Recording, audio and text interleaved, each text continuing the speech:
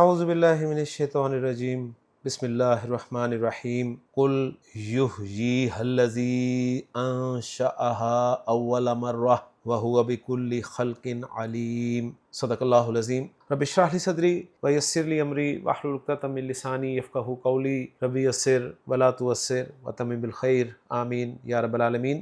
سورہ یاسین کی آیت نمبر 79 میں نے آپ کے سامنے تلاوت کی ہے، اور آج کے لیکچر میں ہم اس کو گرامیٹیکلی انالائز کرنے کی کوشش کر رہے ہیں۔ ذہن میں رکھیے گا کہ یہ 70 9 79 ہوتا ہے، جسے ہم 79 کہتے ہیں۔ آیت میں وقف کی ایک علامت ہے، لہٰذا اس آیت کے ہم دو حصے کر دیں گے۔ پہلا حصہ ہوگا قل یحییھا الذی انشأھا اول مرہ، اور دوسرا ہوگا وہو بکل خلق علیم۔ اب پہلے حصے کے الفاظ میں بات کرتے ہیں۔ پہلے حصے میں پہلا لفظ قل ہے، فعل امر ہے واحد مذکر حاضر کے لیے۔ یحیی فعل مضارع معروف مرفوع ہے، واحد مذکر غائب کا صیغہ، ہا یا حروف مادہ باب افعال۔ پچھلی آیت میں بھی ہم نے اس کو کیا تھا، احیا یحیی احیاء ان زندہ کرنا۔ ہا ضمیر منصوب متصل واحد مؤنث غائب کی ہے، اور یہ العظام ہڈیوں کی طرف لوٹ رہی ہے، جن کا ذکر پچھلی آیت میں ہوا تھا۔ الذی اس میں موصول ہے، واحد مذکر کے لیے استعمال ہوتا ہے، مبنی ہے اور معرفہ ہے۔ انشأ فعل ماضی معروف واحد مذکر غائب کا صیغہ ہے، نون شین حمزہ حروف مادہ باب افعال۔ انشأ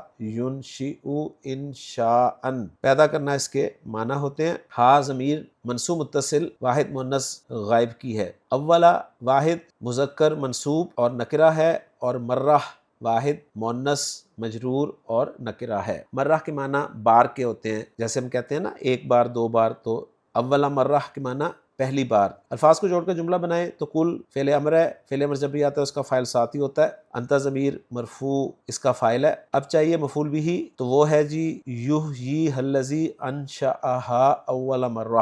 یحیی فعل، ہا مفعول بھی، الذی اسم الموصول جس کا صلۃ الموصول انشأھا اول مرہ ہے۔ انشأ فعل بفاعل، ہوا ضمیر اس کا فاعل جو الذی کی طرف لوٹ رہا ہے، ہا مفعول بھی، اور اول مرہ جو ہے مضاف مضاف الیہ ہو کر ظرف بنا دیں گے ہم، اور اس کو ہم متعلق کر دیں گے انشأ فعل کے۔ یوں انشأ فعل اپنے فاعل، اپنے مفعول اور اپنے متعلق سے مل کر جملہ فعلیہ ہو کر صلۃ الموصول بن گیا الذی اسم الموصول کے لیے، اور الذی اسم الموصول اپنے صلۃ الموصول سے مل کر محلا مرفوع فاعل بن گیا یحیی فعل کے لیے، اور یحیی فعل اپنے فاعل الذی انشأھا اول مرہ اور مفعول ہا سے مل کر جملہ فعلیہ ہو کر محلا منصوب مفعول بھی مقول القول بنا قل فعل کے لیے، اور قل فعل اپنے فاعل اور مفعول بھی سے مل کر جملہ فعلیہ بن گیا۔ اب جو دوسرا حصہ ہے وہ ہے وہو بکل خلق علیم۔ الفاظ میں بات کریں، واو حرف ہے، ہوا ضمیر مرفوع منفصل واحد مذکر غائب کی، با حرف جر، کل اس میں مضاف ہو کر استعمال ہوتا ہے،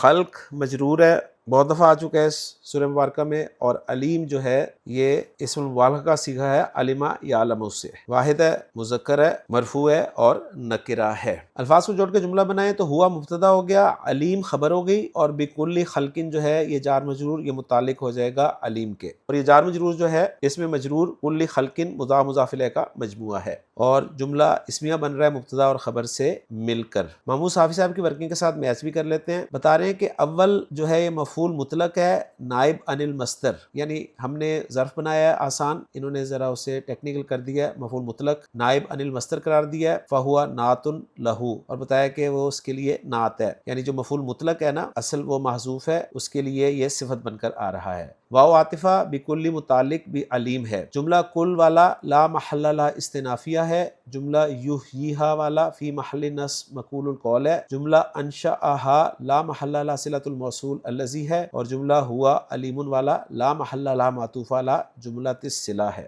اب دیکھتے ہیں جی اس آیت کا ترجمہ۔ اس آیت کا ترجمہ کچھ یوں کیا گیا ہے، قل اے نبی صلی اللہ علیہ وسلم آپ فرما دیجئے، یحییھا الذی انشأھا اول مرہ، انہیں وہ زندہ کرے گا جس نے انہیں پہلی مرتبہ پیدا کیا، وہو بکل خلق علیم، اور وہ ہر طرح کا پیدا کرنا خوب جاننے والا ہے۔ یہاں پر ایک چھوٹا سا گرامیٹیکلی پوائنٹ ہے، وہ بھی آپ کے سامنے میں واضح کرتا چلوں۔ عبدالسلام صاحب بھی لکھ رہے ہیں کہ وہو بکل خلق علیم میں خلق جو ہے مصدر بھی ہو سکتا ہے، یعنی ہر طرح کا پیدا کرنا اس کے معنی ہو سکتے ہیں، اور اس میں مفعول بمعنی مخلوق بھی، یعنی ہر مخلوق۔ ہم جانتے ہیں کہ مصدر جو ہے یہ اسم الفاعل کے معنی میں بھی ہوتا ہے اور اسم المفعول کے معنی میں بھی ہوتا ہے، تو بتا رہے ہیں کہ یہاں پر اس کو اسم المفعول کے معنی میں بھی لیا جا سکتا ہے۔ مزید بتا رہے ہیں کہ پہلا معنی ہو تو مطلب یہ ہے کہ وہ ہر چیز کے متعلق خوب جانتا ہے کہ اسے کس طرح پیدا کرنا ہے، پھر یہ بھی کہ اسے پہلی دفعہ کیسے پیدا کرنا ہے اور دوبارہ کیسے بنانا ہے، لہٰذا اس کے لیے بوسیدہ ہڈیوں کو زندہ کرنا کچھ مشکل نہیں۔ دوسرا معنی ہو تو مطلب یہ ہے کہ وہ ہر مخلوق کو جانتا ہے کہ وہ کہاں ہے اور اس کے فنا ہونے کے بعد